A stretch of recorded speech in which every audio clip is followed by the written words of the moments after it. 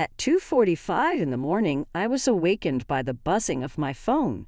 It wasn't the typical text or phone call sound. This was unusual, akin to a security warning. I nearly overlooked it when I was half asleep, but something prompted me to examine more closely. I didn't even recognize the app from which I received the notification. SecureTrack wrote the text. Notice location information was retrieved. That mail marked the beginning of the end of my supposedly normal existence. My name is Sabrina. I cautiously sat up so as not to wake Paul. Like every night these days, he was sound, sleeping next to me with his back to me. As I attempted to identify this enigmatic software, the room was illuminated by the blue light from my phone, which caused odd figures to dance on the walls. My home screen did not display it.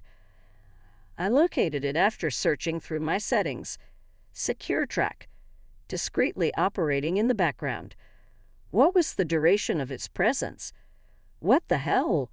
With trembling hands, I opened it and whispered. Everywhere I had been that week was depicted on the map that appeared. My regular commute to my teaching job at the school. Coffee with Caitlin on Sunday. Even my little visit to the jewelry store to purchase Paul's anniversary present. Suddenly, the space felt too small and too heated. As gently as possible, I got out of bed and walked to the kitchen down the hall. On the way, I passed Alice's room. My 15-year-old daughter was sound asleep and had no idea that her mother's life was falling apart. Explored the app further in the harsh kitchen light. It did more than simply keep track of my whereabouts. Everything was there, including my call logs, texts, and even web searches. Every new finding was like receiving a kick to the gut. Who is capable of this? Why? I reached for a glass of water, my hands shaking. With the exception of the refrigerator's soft hum, the home was quiet. Everything seemed increasingly weird in the silence. My phone started buzzing all of a sudden. Notification: SecureTrack is now recording audio. My heart stopped. Recording audio? I fumbled about the software until I came across the recordings folder. 3 days ago, the most recent file was created. My voice came softly and distantly over the speaker as I tapped it. I don't know, Caitlin. I heard myself remark while we were having our coffee conversation. Paul's behavior has changed recently. I'm working late. He is constantly on his phone. My blood became icy. I cut the recording short. I felt my gut turn to nuts. My personal talks had been overheard. Everywhere I went, there was someone tracking me.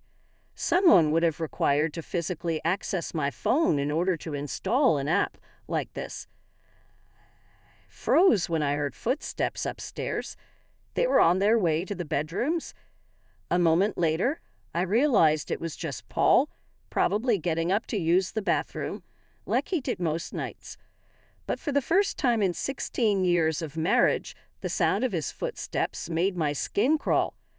I quickly shut the app and deleted the alerts, my instincts taking over. Don't react. Don't give yourself away. Gather proof. Make a plan.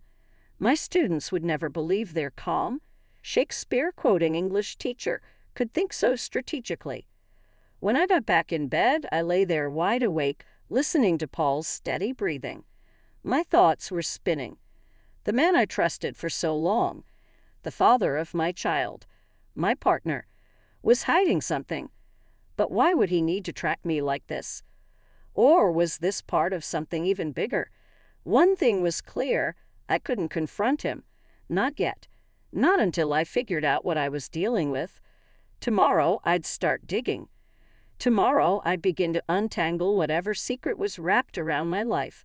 As I finally started to drift off, my phone buzzed again.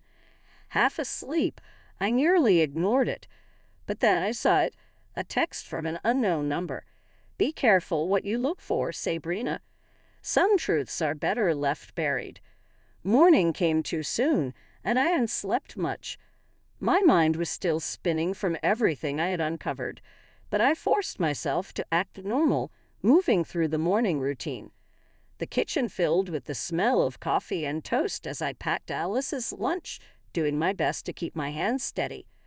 Paul came downstairs in a sharp blue suit, the one he always wore for big client meetings. He barely looked at me as he filled his travel mug with coffee. "Big meeting today?" I asked, keeping my voice casual while watching his face for any signs of guilt. "Yeah," he said, not meeting my eyes. "Probably won't be home for dinner." His focus stayed on the coffee, stirring it with robotic precision. "The Morrison account needs extra attention," he added. The Morrison account. The same excuse he used 4 times in the past 3 weeks. My chest tightened. I wanted to scream, to demand answers about the app and the tracking. But instead, I bit my tongue, nodded, and turned back to making Alice's sandwich. "Mom, have you seen my USB drive?" Alyssa called as she walked into the kitchen, her dark hair still damp from her shower. "The blue one with all my coding projects on it." "Check the living room?" I said, grateful for the distraction. "You were working there last night." Alyssa stopped, her eyes flicking between Paul and me. She was always sharp, too smart for her own good sometimes. Her gaze narrowed as she noticed the space between us, the way we avoided touching when Paul brushed past me to grab his briefcase. "Dad," she said suddenly, "you promised to help me with my computer science project this weekend. Remember, the one about digital privacy and security." I froze, nearly dropping the knife in my hand. Paul's shoulder stiffened. "Sorry, sweetheart," he said, his voice strained. "Something came up at work. Maybe next weekend." Alice's face fell, but there was something else in her expression, suspicion. "Right, work again," she said softly. Paul leaned down, kissed her on the forehead, and headed for the door. "Love you both," he called out, but the words felt empty, like they were rehearsed. After he left, Alyssa turned to me. "Mom, what's going on?" "What do you mean?" I asked, busying myself with the breakfast dishes. "Dad's been acting weird." "And you?" She hesitated. "You look like you haven't slept. Plus, you're washing that same plate for the 3rd time." I set the plate down, forcing a smile. "It's just work stress, honey. You know how it gets during final season." "Mom," Alyssa said, crossing her arms. "I'm 15, not 4. I know something's wrong." Hurt her.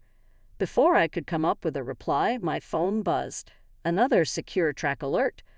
I snatched it up before Alyssa could see the screen, but not before catching the message. Audio recording saved. Kitchen, 6:30 a.m. "I need to get to school early," I said quickly, grabbing my purse.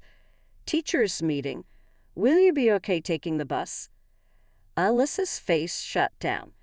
"Sure, whatever." The drive to school was a blur. Once I parked, I pulled out my phone and searched for Caitlin's number. She'd been my friend since college and worked in IT security. If anyone could help me figure this out, it was her. But just as I was about to call, another text came through from the same unknown number. "Careful who you trust, Sabrina. Caitlin might not be the friend you think she is." My blood ran cold. How did they know I was about to call Caitlin?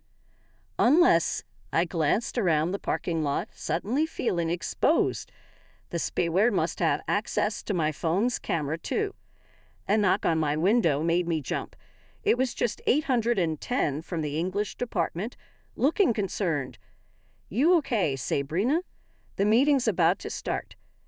"Yeah, coming," I said, grabbing my bag as I walked toward the building. My mind raced.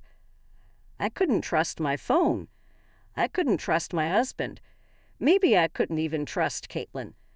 And worst of all, I was starting to see cracks in my relationship with Alyssa, the one person I was trying so hard to protect from all of this. I walked into the school building, and my phone buzzed again. The message read, "Smart girl, your daughter. Maybe she should look into that computer science project more carefully. Lots of interesting things to learn about digital privacy these days. This wasn't just a warning anymore. It was a direct threat. And now they were pulling Alyssa into it. That was my breaking point. Tony Stark's office was tucked between a laundromat and an Italian takeout place. The private investigator looked as worn as his leather chair. He flipped through the screenshots I'd taken of the spyware app, Secure Track Pro. High-end software. You can't just grab this off the regular market, he said, sliding his glasses off. Can you trace it? I asked. He nodded slowly. Already did. It was purchased 5 weeks ago through a shell company. But here's where it gets interesting. He turned his computer screen toward me. The buyer used your home address for billing. My stomach sank. Paul. That's not all, Tony continued, clicking through more files. The shell company's been busy. They've been making regular payments to a rental property in Oakwood Heights. Fancy place, too. Pricey for one person. Unless someone else is helping with the rent, I said, the words bitter in my mouth. Bingo, he pulled up a photo on the screen. My heart dropped. It showed Paul walking out of the building with a woman I didn't recognize. She was younger than me, effortlessly beautiful, the kind of person who didn't have to try. His hand rested on the small of her back in a way that was far too familiar. Erica Kerr, Tony said. She works at Paul's firm. Junior partner, rising star, fast-tracked for promotion. My phone buzzed again with another Secure Track alert, but I ignored it. I focused on the dates under the photos. These are from the nights he said he was working late on the Morrison account. I muttered. Tony hesitated, then said, there's more. The spyware, it wasn't his idea. I looked up, startled. From the email trail I found, he explained, Erica pushed for it. She's been encouraging him to make a clean break. A clean break? I asked, my voice shaky. From you and Alyssa? He slid a folder across the desk. These are all the files I pulled, including... He tapped one document. A consultation with the divorce attorney last week. The room felt too bright. The smell of Italian food wafting through the wall made me feel sick.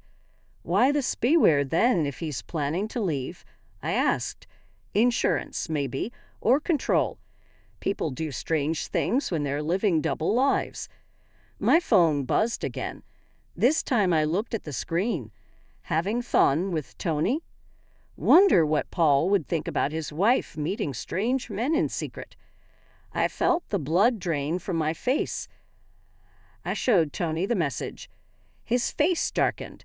They're watching you, he said quietly. Probably through your phone's camera. He grabbed a sticky note and scribbled down a number. Here, this is a burner phone. Use it to contact me from now on. And Sabrina, he looked at me, his tone serious. Be careful. People who use surveillance like this, they're not just messing around.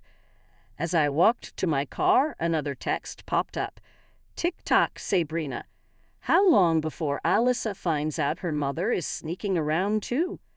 I sat in the driver's seat, gripping the steering wheel so tightly my knuckles turned white. They were trying to mess with my head, to make me doubt myself, to make me feel guilty for uncovering their lies. My phone rang. It was Paul. Hey, he said, his tone casual and smooth, like nothing was wrong. Just checking if you can pick up Alyssa today. My meeting's running late. Meeting? I wondered if Erica was with him at that very moment, maybe running her fingers through his hair the way I used to. Actually, I said, my voice steady, I have a meeting too, with the Morrison account. The silence on his end was deafening. The Morrison account. His voice cracked slightly. Yeah, I said, starting my car. Funny thing about that account, Paul. They closed their business 5 months ago. I didn't wait for his reply. But hey, enjoy your meeting.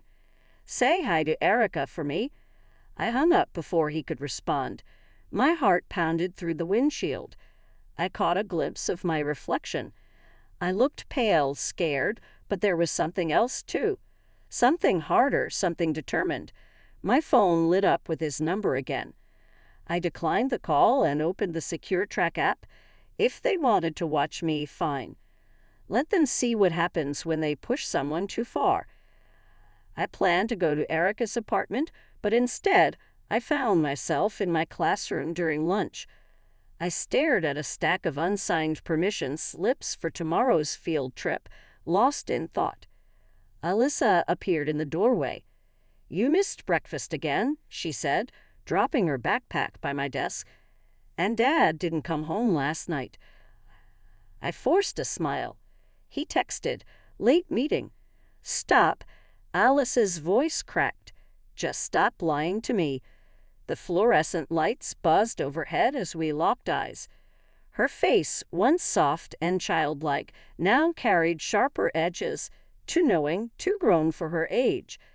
"I found something on Dad's laptop," she said, pulling out her phone. "Remember when he asked me to help organize his work files last weekend?" My stomach tightened. "Alyssa?" She interrupted. There were emails. Alyssa placed her phone on my desk, the screen facing up. "He's planning to leave us, isn't he?" Before I could answer, a student appeared at the door. "Mrs. Matthews, Principal Owen needs to see you. He says it's urgent." I found Paul waiting in the principal's office, sitting next to Mr. Owen. Paul wore his courtroom smile, the one he used when he was about to tear someone's reputation apart on the stand. "Sabrina," Owen began, shifting uncomfortably. "Serious allegations have been made. There's a claim about inappropriate contact with a private investigator during school hours and concerns about your emotional stability affecting your teaching." The trap was closing. Paul had gotten ahead of me, spinning the story to suit him. Of course he had. He was a lawyer. Manipulating narratives was his specialty. "I'm worried about you, honey," Paul said, his voice dripping with fake concern. "The paranoia, the accusations, the secret meetings. This isn't like you. Let me help you." Help?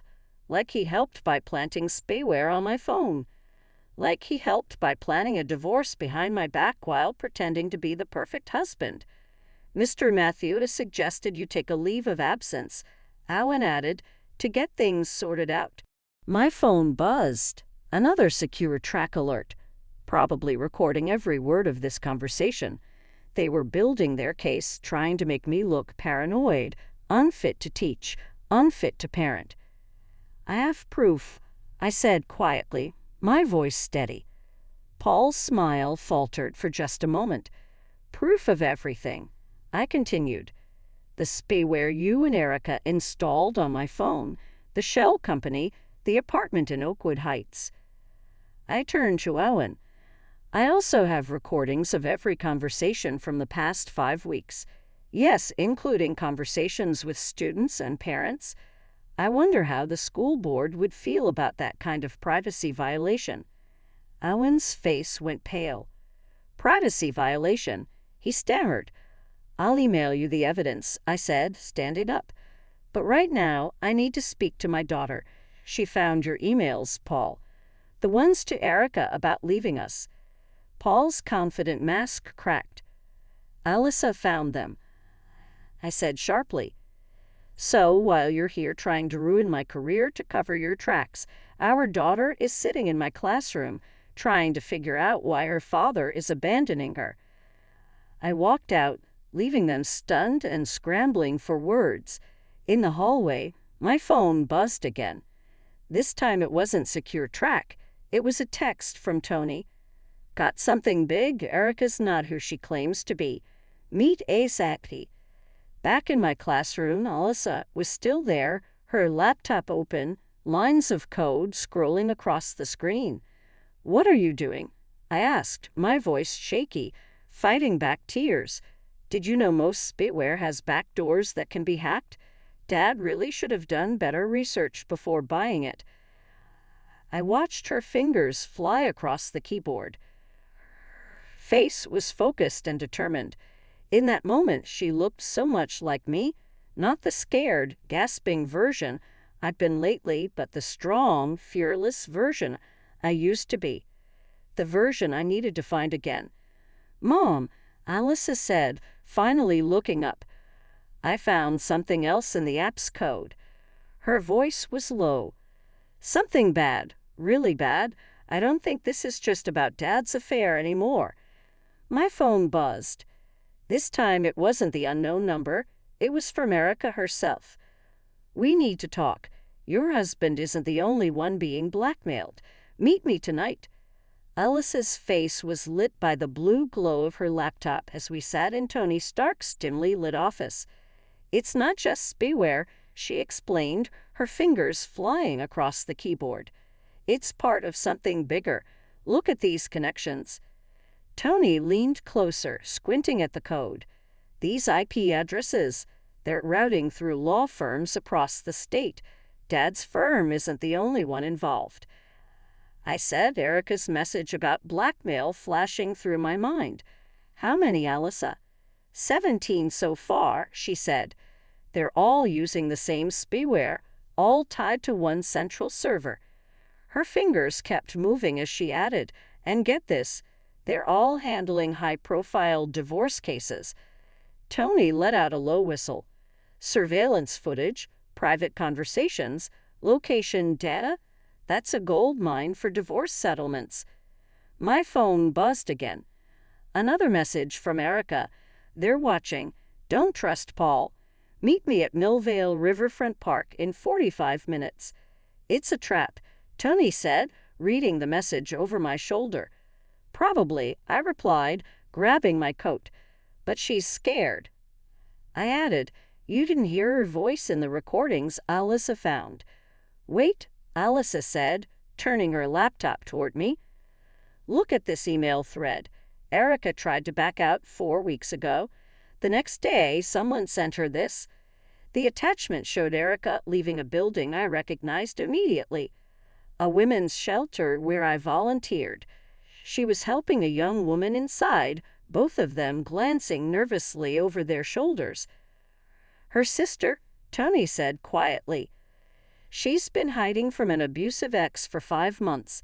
Erica's been helping her stay off the grid." My stomach churned as the pieces fell into place.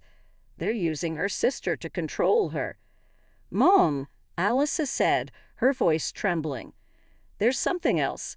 Remember that college fund Dad started for me last month?" My chest tightened. "What about it?" "The money, it's not mine. It's being funneled through shell companies, the same ones paying for the spyware." She hesitated, her voice heavy with disbelief. "Dad's helping them launder money." The room spun as the weight of it all crashed down on me. Paul wasn't just having an affair or spying on me. He was part of something far darker, something that could ruin not just our marriage, but his career, his freedom, and everything we had built. My phone buzzed again. This time it was a video. It showed Alyssa walking home from school yesterday. Beneath it was a single line, "Back off or she's next." "They bluff." Tony started, but I was already on my feet, heading for the door. "Mom, stop," Alyssa called after me. "We need a plan." "I have one," I said, turning back to see my daughter's worried face. She looked so much older than her 15 years. "I'm ending this tonight." "Not alone, you're not," Alyssa shot back, grabbing her laptop. "I can hack their network, shut down the spyware remotely, give you a window." "Absolutely not," I said firmly. "It's too dangerous. More dangerous than you meeting Erica alone?" she challenged, her chin raised defiantly. "They're already threatening me. At least let me fight back." Tony cleared his throat. "The kid's got a point. You need backup. I've got a friend in the FBI's cybercrime division. One call." "No." I shook my head, thinking about Erica's sister and all the others being blackmailed. "Not yet. If we scare them off too soon, people could get hurt. We need to know exactly what we're dealing with first." My phone buzzed again. This time it was a photo of Paul entering a building I didn't recognize, followed by a message. "Tick-tock, your husband's about to make a deal that can't be undone. Choose wisely." I looked at Alyssa, my brave, brilliant daughter, who refused to be a victim, and at Tony, who had become more than just an investigator. They were my allies in this chaos. "Okay," I said at last. "Here's what we're going to do. Alyssa, you and Tony will work on accessing their network, but you stay here where it's safe. I'll meet Erica and find out what she knows." "And then?" Tony asked. I thought of the lies, the manipulation, the threats against my daughter. My voice was steady as I replied, "And then we burn it all down. Every last bit of it." As I left the office, I heard Alice's fingers flying across her keyboard. I couldn't help but smile grimly. They thought they could scare a mother by threatening her child. They were about to learn how dangerous that mistake would be. Millvale Riverfront Park was eerily quiet when I arrived. Erica sat alone on a bench near the water. She looked nothing like the confident woman in Tony's photos. She seemed smaller, fragile. "They're watching," she said, without looking up. "But Alice's program worked. We have about 10 minutes before the spyware kicks back online." I sat beside her, keeping a safe distance. "Tell me about my husband's deal. It's not just Paul," she said, her hands trembling as she handed me a USB drive. "The firm's been running this for years. They install spyware on their own clients' devices, collect dirt on both sides during divorces, and use it to manipulate settlements. The money laundering? That's just extra profit." My phone buzzed. A text from Alyssa. "Mom, something's wrong." Wrong. Dad's not at the office. The message cut off. Behind me, a voice I knew all too well said, "Going somewhere, Sabrina? I really wish you'd stayed out of this." Paul stepped out of the shadows, and he wasn't alone. 3 men in suits flanked him, their faces cold and emotionless. "The thing is," Paul continued, moving closer, "you were never supposed to find the spyware. That was Erica's mistake." He shot her a sharp, disappointed look. "She got sloppy, like you got sloppy with the college fund." I stepped in front of Erica. "Money laundering through our daughter's account. That's low even for you." "It's called protecting our future," he replied, his smile empty. "Everything I've done was for us. The firm's offering me partner, Sabrina. Real power. All I had to do was prove my loyalty by spying on our own families." I demanded, "By showing I know how to play the game." He gestured to the men beside him. "Now we can handle this quietly. The firm is willing to be generous. A clean divorce, full custody of Alyssa, a comfortable settlement. All you have to do is walk away." My phone buzzed in my pocket. A message from Tony. "FBI on the way. Stall him. And if I don't walk away?" I asked, keeping my voice steady. Paul's expression turned cold. Then things get complicated for everyone. He held up his phone, showing a live feed of the women's shelter where Erica's sister was staying. And maybe that bright future Aliza has in computer science disappears too. It would be a shame if she got caught hacking corporate servers. "You'd threaten your own daughters?" I asked, my voice shaking. The words tasted bitter. "I'm protecting her," Paul said, stepping closer. His tone softened, almost pleading. "Teaching her how the world really works. Come on, Sabrina, take the deal. We can all walk away from this." Behind me, Erica let out a soft, broken sound. I thought about her sister, about all the families this scheme had hurt, and about Aliza, who had just seen her father for who he truly was. "You're right about one thing," I said quietly. "This ends tonight." I pulled out my phone and turned the screen toward him. A live stream was playing. Paul's entire confession, sent directly to Tony and the FBI with backups saved to secure servers. Paul's face went pale. "You didn't come alone," he said. "Neither did you," I replied. Flashlights suddenly lit up the park as FBI agents emerged from the darkness. Paul's 3 friends vanished without a word, leaving him alone as the agents closed in. "Sabrina, please," he begged, his confident mask gone. "Everything I did was for us, for Aliza." "No," I said, watching as the agents cuffed him. "Everything you did was for yourself." My phone buzzed one last time. A message from an unknown number. "This isn't over. The firm protects its own." I looked around the park. Paul was being led away, his world collapsing around him. Erica sobbed in relief as agents reassured her that her sister was safe. My life, the one I had worked so hard to build, was in ruins. The firm would strike back. My career might be over, our savings were likely gone, and somewhere in Tony's office, my teenage daughter had just witnessed her father's true nature. But as I stood in the darkness, watching Paul's downfall, one thing was certain: I wasn't scared anymore. I realized something important. Sometimes you have to let everything burn to see what's truly worth saving. My phone buzzed again. It was a text from Melissa. "Mom, you okay?" No, I wasn't okay, but for the first time in weeks, I knew exactly what I was fighting for. The holding cell at the federal building wasn't what I'd imagined. Paul sat inside, still wearing his expensive suit, somehow looking both powerful and pitiful under the harsh fluorescent lights. 2 FBI agents stood outside, but had given us privacy to talk. "You could have taken the deal," Paul said quietly. "We could have kept our family, our families." I repeated, placing the USB drive Erica had given me on the table between us.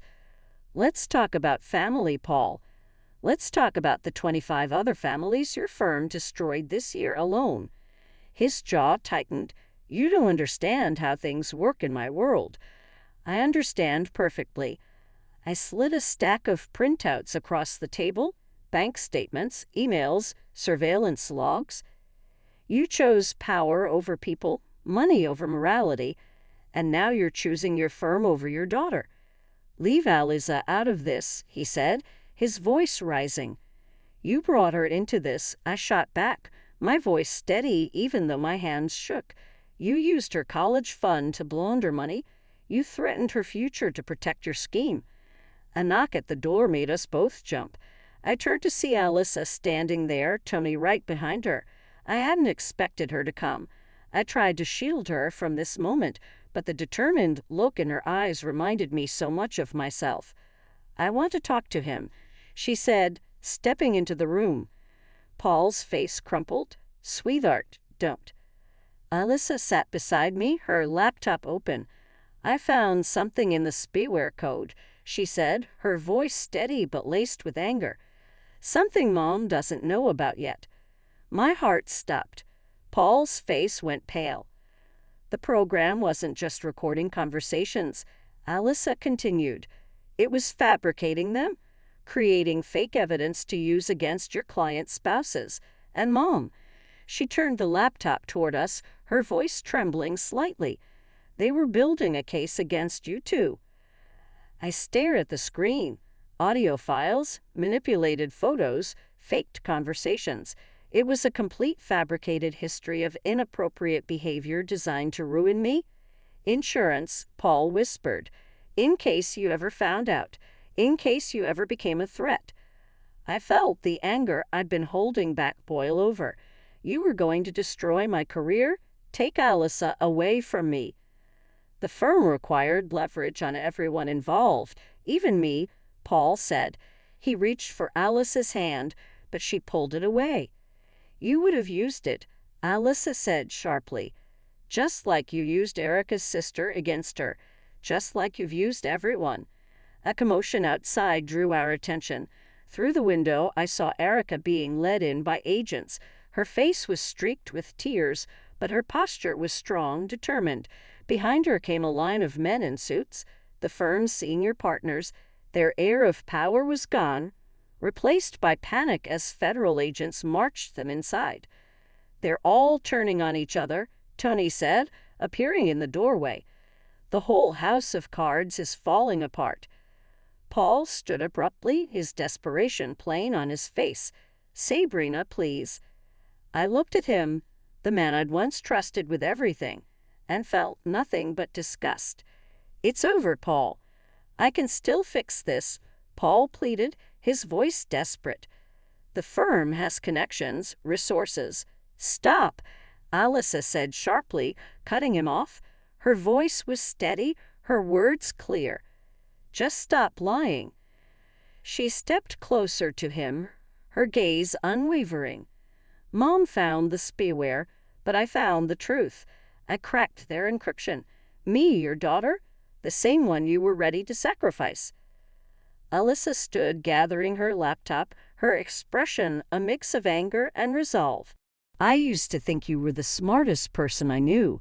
Now I see you're just another bully who thought he could control everyone with their secrets." She turned to me. "Can we go home now, Mom?" Paul reached out again. "Alyssa, everything you did was for yourself," she said coldly, cutting him off again. "Mom protected me. You only protected your power." As we walked toward the door, Paul called after us one last time. "What happens now?" I paused and looked at my daughter, the amazing person she had become through all of this. I looked at Tony, a true friend who had stood by us, and I glanced at the window at Erica, who had finally chosen truth over fear, then at Paul's eyes. "Now we rebuild, without you." Alyssa slipped her hand into mine as we left. Behind us, Paul's carefully constructed world continued to collapse, but ahead of us there was something new, a future built on truth instead of lies, strength instead of control, and love instead of fear. My phone buzzed as we stepped outside. It was a message from the school board. "Position secure. Evidence of firm's manipulation cleared when can you return to teaching?" Smiled and squeezed Alice's hand. There was still a lot of healing to do, but for the first time in months, the path forward felt clear. 5 months later, I stood in our small apartment watching Alyssa set up her computer station in what used to be the dining area. The space was much smaller than our old house, but it felt more like home. "Mom," Alyssa called, her voice excited. The cybersecurity program accepted me for their summer workshop. I walked over to see the acceptance email on her screen, my heart swelling with pride. Things had changed so much in half a year. The trial was still ongoing, but Paul had pleaded guilty to reduced charges in exchange for testifying against the firm. The scandal had shaken the legal community, exposing similar schemes at law firms across the state. My phone buzzed with a message from Erica. "Coffee tomorrow. Caitlin's coming too. We need your input on the shelter's new security system." Smiled. Erica's transformation had been unexpected but inspiring. She had gone from someone I feared to an ally I trusted. After everything, she had dedicated herself to helping other women escape controlling relationships, using her insider knowledge to strengthen the shelter's protections.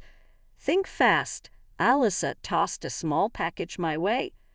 I caught it and opened it to find a USB drive shaped like a key. "It's clean," she said with a grin. I laughed, holding the drive in my hand, and looked at her. "So, are we?" I smiled as I checked the message. We could laugh about it now, but those weeks of uncovering the spyware had changed both of us. Alyssa had turned her pain into purpose, becoming the youngest intern at Tony's new cybersecurity consulting firm. And me? I was Professor Matthew again. "Professor Matthew?" A student's voice called from my laptop. "Right, office hours." Even through video chat, teaching felt different now. Better, more meaningful. "Just a minute." I called back, then turned to Alyssa. "Dinner at 6. Caitlin's bringing that pasta you like." "Can't," she said, packing her bag. "I'm meeting Tony and his FBI friend to talk about the workshop curriculum." She paused, her expression softening. "Dad's sentencing is next week." The room seemed to quiet for a moment. We both received letters from Paul, full of apologies, explanations, and promises to change. They sat unopened in my desk drawer. Some bridges, once burned, weren't meant to be rebuilt. My phone buzzed with a text from an unknown number. You thought you won, but power always protects its own. I showed it to Alyssa. She was already typing. Traced it. Just another bitter ex-partner from the firm. Want me to send it to Tony? No, I said, deleting the message. Some people never learn that real power isn't about control. The doorbell rang. Caitlin was early. She and I were preparing for an upcoming educational conference on digital privacy in schools. Funny how my nightmare had turned into something that could help others. I cried out, "Coming," but Alyssa had already opened the door. Through their common love of bad science fiction films and their mutual passion for coding, she and Caitlin had become close. "Hey, warrior women," Caitlin commented as she entered carrying takeout bags. "Ready to change the world?" I looked around our comfortable house. The setup of Alice's workstation allowed her to assist people in safeguarding their privacy. My desk was covered with conference notes. As Caitlin and Erica collaborated to secure the refuge, their friendship grew. "You know what's funny?" I said, reaching into the cupboard for plates. "When all of this started, I thought it was about revenge, making Paul pay for what he did to us." Alyssa responded, "It wasn't," as she set up her laptop. "It was about deciding who we wanted to be after the betrayal." Caitlin's eyebrow went up. "When did you get so wise, kid?" Alyssa smiled and remarked, "When my mom showed me that strength isn't about controlling others, it's about helping others find their own strength." Once more, my phone buzzed. It was Tony this time. "I got that teaching job approved. Next semester, you begin the cybersecurity awareness course." Alyssa made some excellent curriculum recommendations. Held the phone up for Alyssa to see and chuckled. "Looks like we've got more work ahead." Alyssa smiled. "All right, we have only just begun." Turned to face my daughter, this amazing person who had not only overcome our difficulties, but also grown stronger as a result of our shared experience. I turned to face Caitlin, who had evolved beyond a simple buddy, and at our existence, which we had constructed from the ashes of treachery. Even while some scars never completely go away, they serve as a reminder of our strength. Destroying people who have wronged us isn't always the best form of retaliation. It's about transforming the ruin they left behind into something better. "All right," I responded, grinning as I opened the takeout. "Let's change the world."